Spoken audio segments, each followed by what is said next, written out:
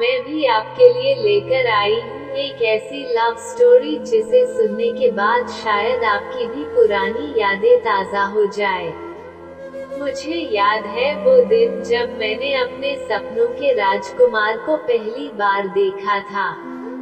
मानो जमीन रुक गई हो और मेरे पीछे वायलिन बज रहा हो, और तभी उसने मुझसे आकर अपने ही घर का रास्ता पूछा।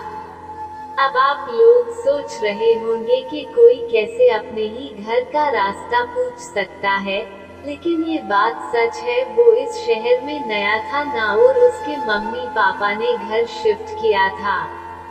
अरे मैं तो अपने बारे में बताना ही भूल गई। मैं यानी अकु यानी अकृति, और ये राजकुमार कोई और नहीं मेरे पति देव है यानी हिमांशु, और अभी 3 साल पहले ही हमारी शादी हुई है। और ये पहली बार था जब मैंने हिमांशु को देखा, और वो कहीं और नहीं मेरे घर के बाजू वाले घर में रहता था। मतलब मेरी शादी मेरे पड़ोसी से ही हुई है। और मुझे याद है शादी के दिन मेरे दादाजी ने मुझे ये पासबुक थी और बोला था इसमें मैंने 1000 रुपए डाल दिए हैं। मैंने बोला लेकिन दादाजी ऐसा क्यों? दादाजी ने मुस्कुराकर बोला कि मेरी रानी ये पैसे नहीं है, ये एक जिंदगी की किताब है हिमांशु। और मैंने एक साथ बोला किताब?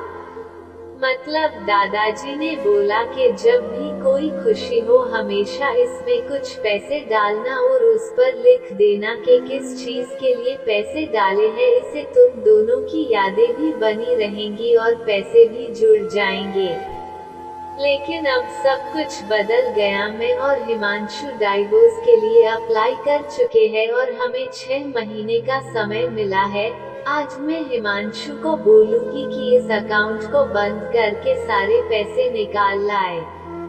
उसी रात मैंने हिमांशु को बोला, और अगले दिन जब हिमांशु बैंक में लाइन में लगा था, वो पासबुक देख रहा था और उसने वो सभी यादें पढ़ी और बिना काम किए वापस आ गया और मुझे बोला कि तुम जाकर करो ये काम, मुझे और भी कम है। मैंने भी गुस्से में बोल दिया ठीक है।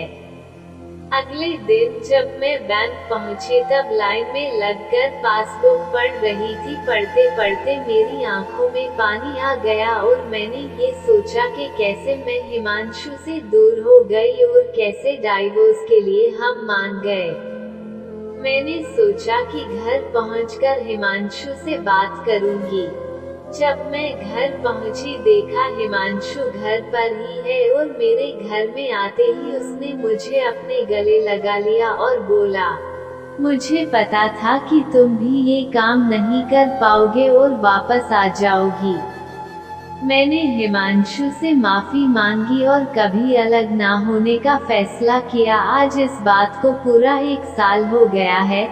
लड़ाइयाँ किस में नहीं होती है, बात ये है उन सभी बातों को भूल के आगे निकल जाने की। अगर दादाजी ने ये पासबुक ना दी होती तो हम तो कब के अलग हो गए होते, बिना सोचे कि लड़ाई की जड़ क्या है। हम अपने सभी अच्छे पलों को भूल जाते हैं, लेकिन अब हम साथ हैं। तो दोस्तों यह थी हमारी आज की कहानी। आपका क्या कहना इस कहानी के बारे में कमेंट करके हमें जरूर बताएं, और इसी तरह की कहानी वीडियो देखने के लिए चैनल को सब्सक्राइब करके घंटी को दबाकर ऑन पर सेट कर दीजिए, ताकि आने वाली हर वीडियो का नोटिफिकेशन आपके पास पहुंच सके।